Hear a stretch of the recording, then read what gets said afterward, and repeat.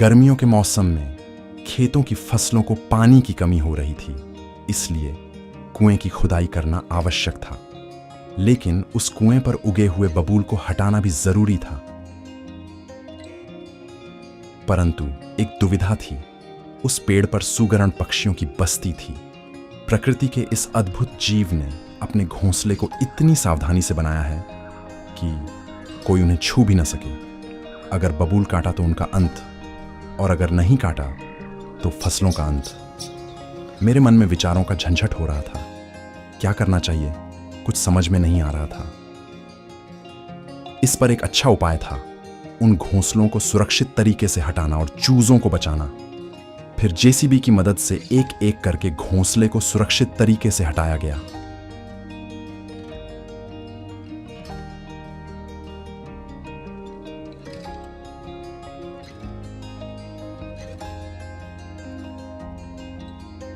हमारे दल ने सुनिश्चित किया कि घोंसलों में अंडे सुरक्षित रहें। हम एक एक घोंसला हटाते गए और उनमें से 2-3 अंडे सुरक्षित निकाले। हमने ये सभी घोंसले और अंडे उठाए और अपनी बेटी सई और कुणाल के साथ गाड़ी की ओर बढ़े। खेत में काम करने वाले लोग भी हमारी मदद के लिए आए थे। हमने ये सभी घोंसले गाड़ी में रखे और अंडों को हाथ में लेकर घर की ओर निकल पड़े। हमारे निकलते ही कुएं की खुदाई का काम शुरू हो गया। जब हमने हर घोंसले की जांच की तो हर एक से 2-3 चूजे निकले। कुल मिलाकर 16 घोंसलों से 18 चूजे और 4 अंडे निकले। याच्यातले किती मरतात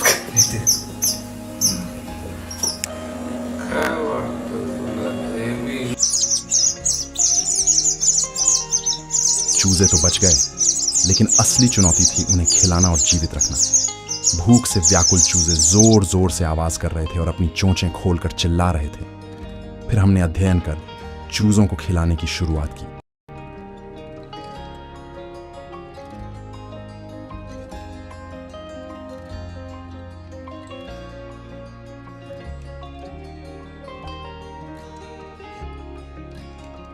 घर में एक कमरा सिर्फ चूजों के लिए था। सुबह होते ही उन्हें खिलाना मेरा नित्य कार्य बन गया। भूख से व्याकुल चूजे जोर जोर से चिल्लाते और मैं उन्हें मां की ममता से खिलाती। मैंने जैसे ही उन्हें छुआ, उन्हें एक सांत्वना और आश्वासन मिला। रोज की दिनचर्या में मैंने पक्षियों के जीवन को अपनाया। तकरीबन 1 महीने तक उनका खान पान और देखभाल यही मेरा लक्ष्य बन गया।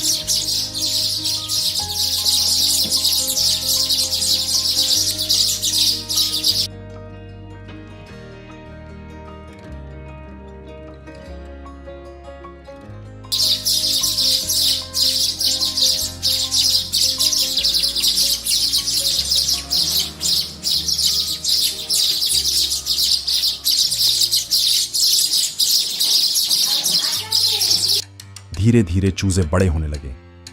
कुछ को पंख निकलने लगे, कुछ के आंखें खुलने लगीं और कुछ अंडे से बाहर आए। जैसे जैसे चूजे बड़े होते गए, उनकी भूख भी बढ़ती गई। हर एक चूजे को खिलाने में मेरा पूरा दिन लग जाता था।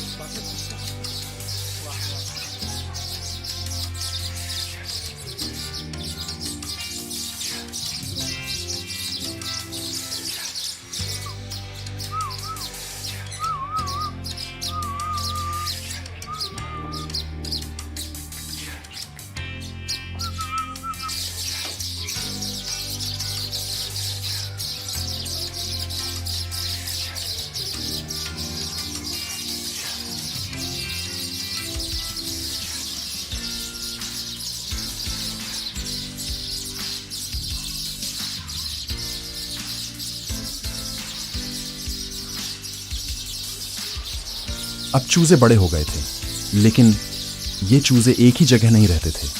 उन्हें उड़ान की प्रैक्टिस कराने का समय आ गया था। चूजे जब बड़े हो गए तो वे कमरे में ऊंची ऊंची उड़ने लगे। उनके उड़ान अभ्यास ने हमारे घर को हमेशा चहचहाट से भर दिया। जैसे जैसे समय बीतता गया, हर एक चूजा अपनी ताकत के अनुसार उड़ने लगा।